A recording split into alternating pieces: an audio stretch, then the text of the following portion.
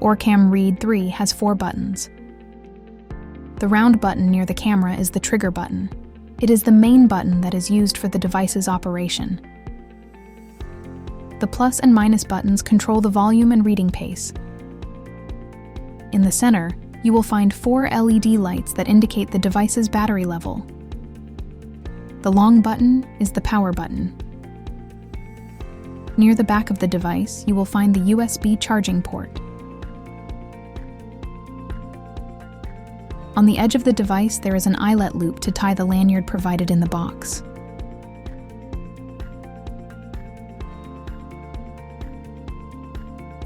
On the other side, you will find the audio port for wired earphones. On the bottom of the device, there is a single LED. When it's blue, the device is ready for use. When it's green, the device is connected to a Wi-Fi network.